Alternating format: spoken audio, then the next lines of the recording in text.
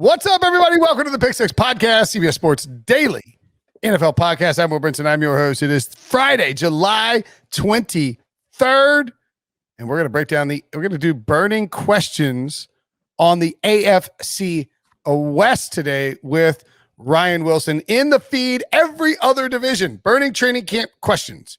So if you there's a question about each team, what's the most important question to solve or to figure out or to possibly, extended to a bigger question in training camp coming up on Monday, another Mailbag Monday. We have already recorded it. It is a rousing episode. Highly recommend you check it out.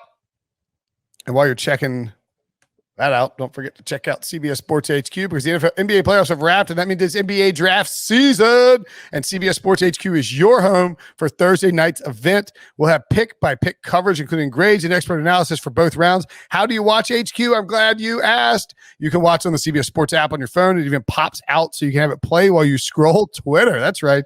You can watch using the CBS Sports app on your connected TV, and you can watch on your computer via our NBA draft tracker page, which will be easily available on the CBSSports.com site. It's all free. It features our good pals, Gary Parrish, Matt Norlander, Avery Johnson, Bill Ryder, and Rip Hamilton. So don't forget, NBA draft coverage tips off 7:30 p.m. on CBS Sports HQ this coming Thursday.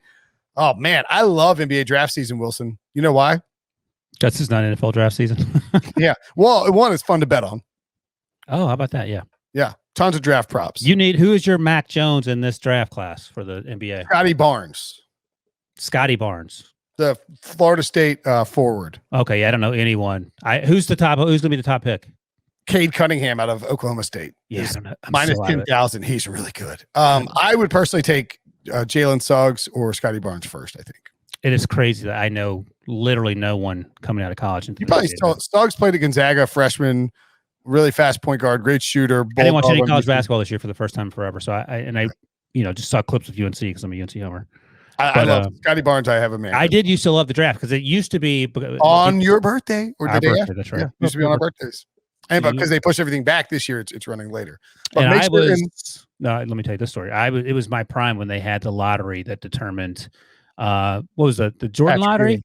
The Patrick Ewing lottery, right? That was 1985 for this. Woo, man, that was your prime. That is. I was that was my prime. That's right. I was 12. That is depressing. All right. Let's get into some questions. Why don't you tell me what your burning question is for the Kansas City Chiefs? Okay. We start with the Chargers. How about that? Let's start with the Chargers. Let's start with the Chargers, and then I'll find the burning question for the Chiefs that I have lost in our Slack. That's fine. I can just tell you them. I got it in front of me. Oh, you got them in front of you? Yeah, I got it. All right, let's do Chiefs then. Chiefs. Okay. Oh, I'm glad you caught me. So obviously there's not a lot to concern ourselves with the Chiefs. They went to the Super Bowl. They won the Super Bowl the year before that. The reason they struggled is their offensive line in the Super Bowl, and that's because they played one of the best defenses on planet Earth. My biggest question, however, isn't about the offensive line because they've done some things to address those. My biggest question is, can this defense get after it on a consistent basis? That's my question. So they drafted Nick Bolton in the second round, the linebacker. They needed linebacker help desperately in the 4 million mock drafts. I often had them taking a linebacker in the first round because they didn't need help in a lot of other places. And I wonder if what they can do defensively. I mean, they signed Taco Charlton. I don't know if that's going to solve anything, but they need help in terms of pass rushers. They need help in the middle of the defense. They did that, I think, with the linebacker that drafted there. Can the defense make the difference? Because at the end of the day, they're winning 13, 14 games. It's just a matter of when the rubber meets the road, quotation marks, and they need a defensive stand. Can they get it? So that's my biggest question on this team. I think that's a great question. They were 22nd in DVOA last year, 24th in weighted DVOA on defense. And by the way, I totally forgot. They traded for Orlando Brown to help with the offensive line. They signed They signed Cal Long. So I think that'll be better. But go ahead. I just want to point that out. Yeah. No, I mean, there's no reason to think the offense won't be good. They drafted Creed Humphrey. I've turned my brain off for a month and a half, but they got the center from Oklahoma. So, I mean, they made all the right moves to address that stuff. Yeah. I mean, look, there's really no reason to think that the offense will be bad, barring an injury to Patrick Mahomes. And even then, you kind of feel like Chad Henne could put up enough stats where, that team will be good. But it is fair to wonder if the defense can win them games because they're going to need to at some point, particularly in the playoffs. Right. They needed against the Buccaneers what happened to the Buccaneers against the Packers, even though the Packers lost. Well, they intercepted Tom Brady 3 times. And I think that was the finals, right? The NFC Championship game. they weren't able to do that against Tom Brady because he just kept going off. And that was the difference. That and the offensive line for the Chiefs, obviously. But there was no situation where the Chiefs were able to stymie Tom Brady. And in fact, by the end of it, your favorite player, who's the safety for the rookie safety for the Buccaneers that was able to Antoine Winfield Jr. Yeah, he was able to show his face or to show his butt sort of to Tyreek when he made that big play. That's true. There's players on this defense. They brought in Jerron Reed. They still have Frank Clark, Taco Charlton, former first-round pick. Chris Jones is a stud in the middle, and he's locked on a big contract. Anthony Hitchens has been a key player for them.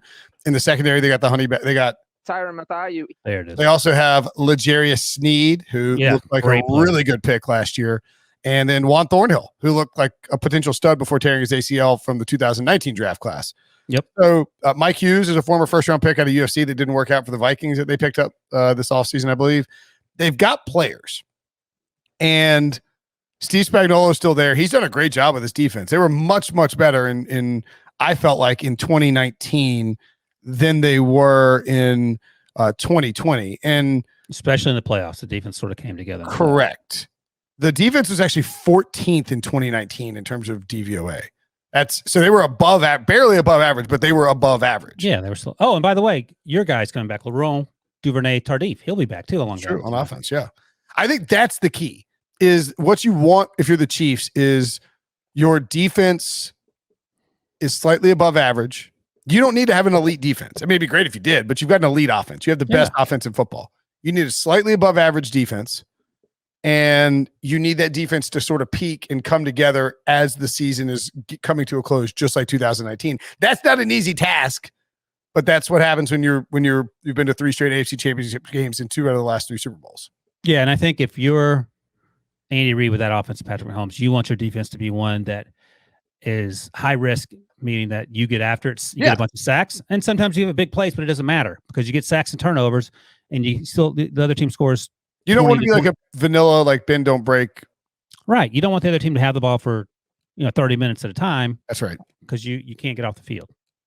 The Los Angeles Chargers starting off a new regime, and your burning question for the Chargers: what kind of coach will Brandon Staley be? Oh, you found it. Yeah, that's right. That's that one's in the rundown. Debo really dropping the ball here. So, I mean, that's the big question. We've sort of, shied our eyes away from what Brandon Staley will be because, as you've noted, he had 1 year success and was really successful with the Rams as defensive coordinator.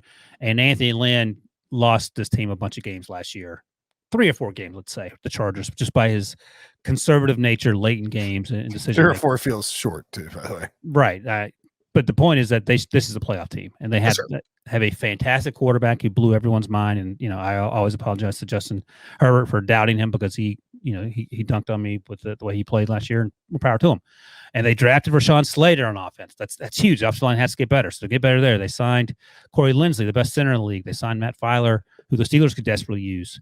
They got better on offense. The question becomes, is Brandon Staley going to be able to make all this stuff work? The defense should be really good because Brandon Staley, that's his bread and butter. But I want to see how a young coach, is this guy going to be Sean McVay or Kyle Shanahan, or is he going to be Zach Taylor? Yeah, it's a great question. If he's Zach Taylor, this team could take a big step backwards. And I don't think we'll look at Anthony Lynn, like Jim Caldwell, where he, got fired. I mean, look, Anthony Lynn didn't win a lot of games.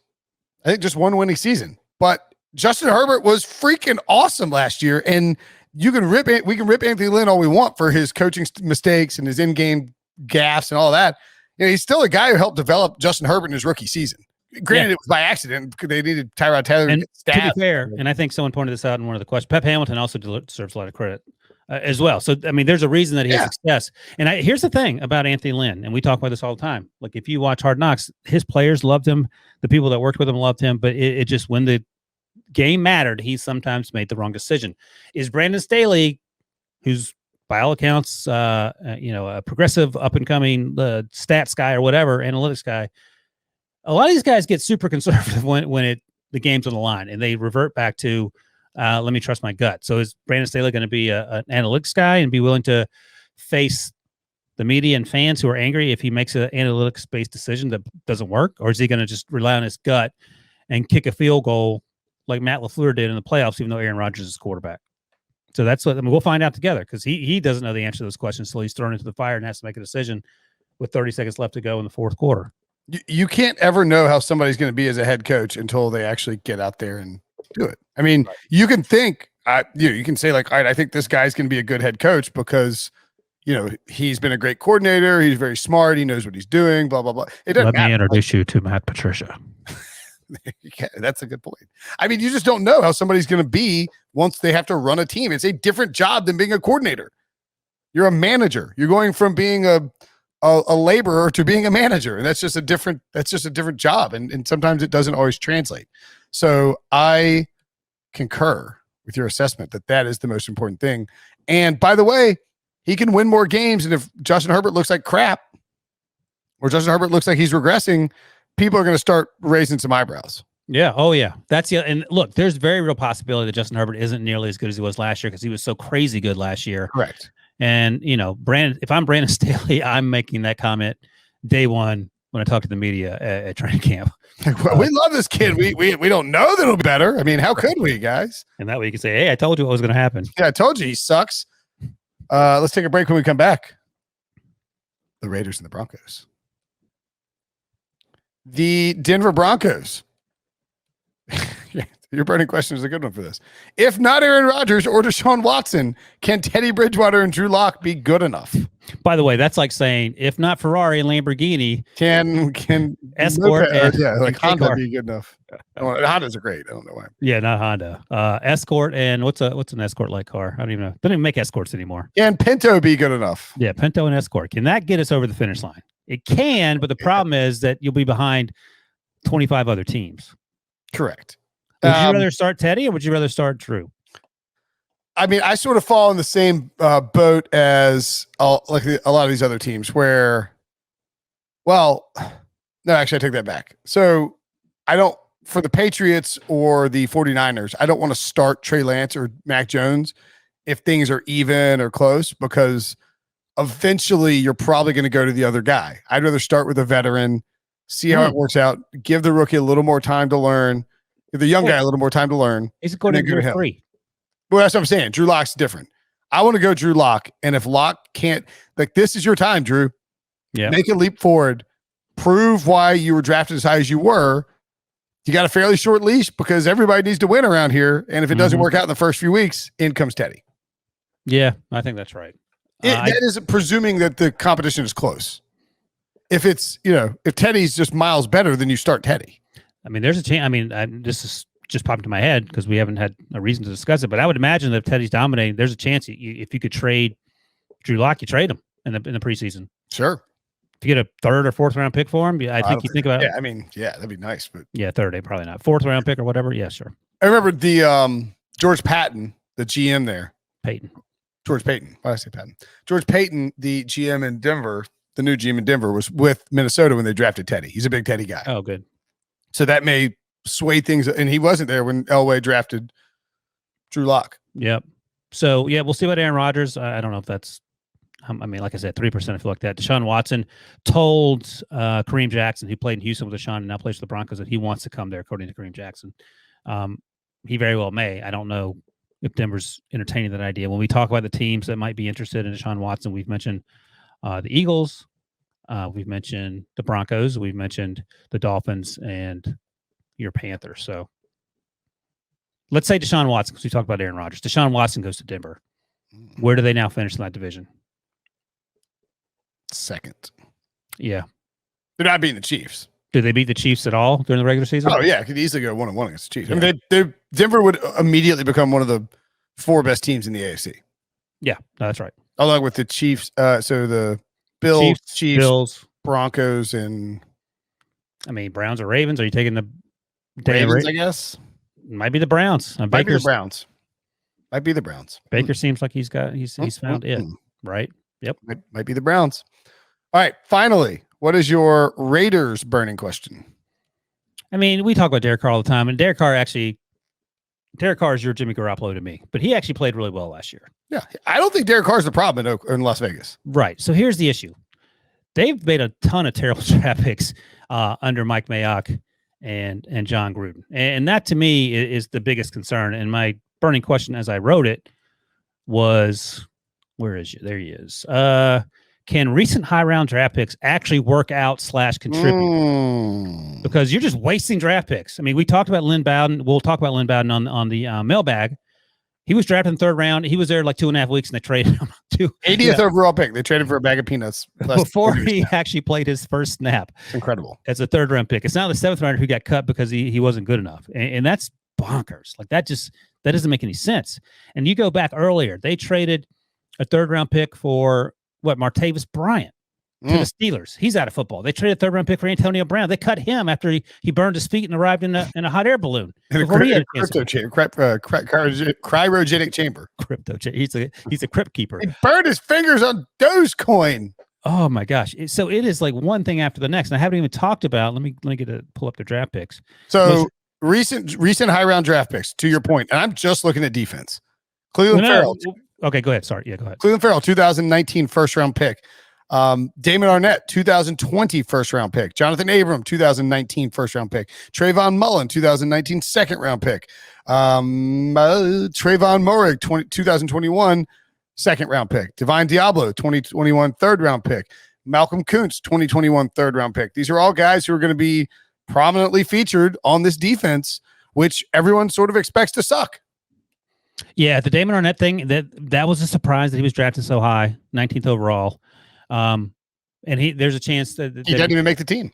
There's talk that he's on the outs. Henry Ruggs went first overall, and we talked about Henry Ruggs we'll talk about him on the Mailbag podcast on Monday. And I've said this throughout the duration.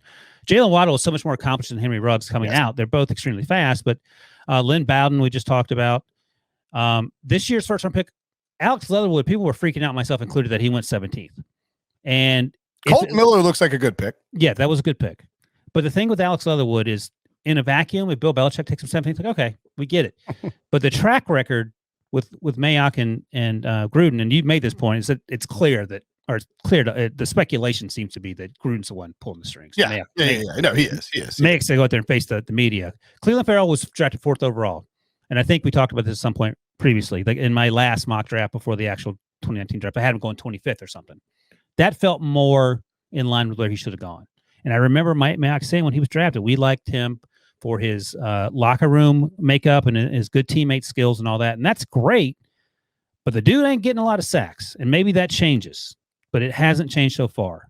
So that's my point. Like, are these draft picks going to work out to the point where they help your team? Because here's the thing. Not only are you missing out on guys who can help your team, you've lost the opportunity to fill a hole with that player if you had gone in another direction. So that's my big concern. I think Derek Carr will continue to play efficiently as he does in John Gruden's system. I think the offense will at times be able to put up points, but I think rookies, young guys helping out who are high round draft picks, and of course the defense, which absolutely was dog to do last year. Can they turn a corner in a division that's one of the toughest in the NFL? Yeah, I think it's just asking. We have a 3 or 4 year history, right, of the Raiders front office, John Gruden and Mike Mayock, not doing a very efficient or proficient job of drafting and acquiring young players through the NFL draft selection process. And now, in what is becoming a critical year for the futures of John Gruden and Mike Mayock, the players that they drafted who have not been efficient or proficient are going to be the ones who decide whether or not, they continue on as, so quickly as the guys doing the job. We'd like to do this. I'll do this quickly. Instead of Henry Ruggs, they could have had Justin Jefferson. That makes them better, clearly. Let's see. Instead of Damon Arnett. Or they could have had CeeDee Lamb, too, by the way. CeeDee Lamb. They took Henry Ruggs as the first wide receiver. That's right. So they took Arnett at 19. They wanted a cornerback. Who was the next cornerback to go? Gladney. He had an up and down season. Iquinagany, up and down. So maybe I have to circle back on that. Trevon Diggs, Jalen Johnson. Jalen Johnson was great. I mean, it's early for cornerbacks, but if Damon Arnett doesn't make the team, then it doesn't matter who they could have taken. So think of it. I'll just stop with this one. So Damon Arnett may not make the team, the 19th overall pick in 2020. And Lynn Bowden was traded weeks after he was drafted as a 3rd round pick in that draft class. He went right after Arnett in terms of when the Raiders selected him. Those two guys might be off the team before the start of the one definitely is before the start of the 2021 season. Let me ask you this. I'm going to try and be fair about this. I'm going to make reasonable selections. But the Raiders, I don't even think this is unfair. With their 3 first-round picks in 2019, could have had Devin White, Montez Sweat, and Byron Murphy or Rock Ya-Sin.